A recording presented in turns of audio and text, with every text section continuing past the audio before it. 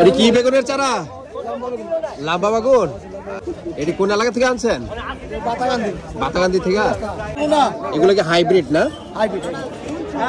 এর লাগানোর কতদিনের মধ্যে ফলন আসবে এটা আনুমানিক? 1 মাসের মধ্যে।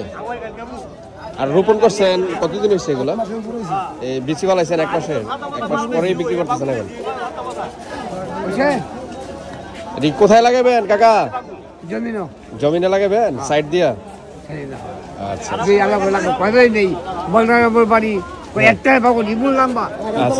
পরে কি হয় না এরকম? তাহলে মিথ্যা কথা বললে তো এটা যার যার ফল দিতে পারবে। মিথ্যা কথা বললে বিক্রি করা ঠিক না। আচ্ছা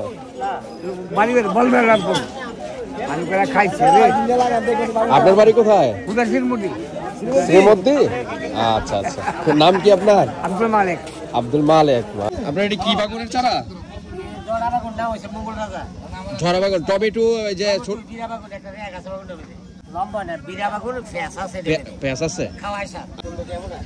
মোটা। কোন গ্রাম থেকে এটি আনছেন আপনারা?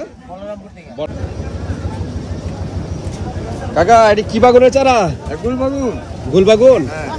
এই হাইব্রিড যে বড় সাইজ গুলা আনুমানিক কত কেজি হইব একটা বাগুন? 1 কেজি, আধা কেজির উপরে? 1 কেজি। আচ্ছা আচ্ছা এটা লাগানোর কতদিনের মধ্যে এটা ফলটা পাওয়া যাবে? 2 মাসের মধ্যে। এটা কোন গ্রামে এগুলা চারাগুলা উৎপাদন করছেন? কালিকাপুর। প্রতি বছর কি বেচেন এই চারাগুলা? নিজে চাষও করেন? আপনি কি কি চারা বেচতেছেন? কালা লাম্বা বাগুন। আর এটা টমেটো কোন জাতের? এটা কোনটা হাইব্রিড বড়টা নাকি? আচ্ছা 10 টাকা মোটা। এগুলো যে চারা অনেক সুন্দর দেখা যাইতেছে, বড় বড় চারা।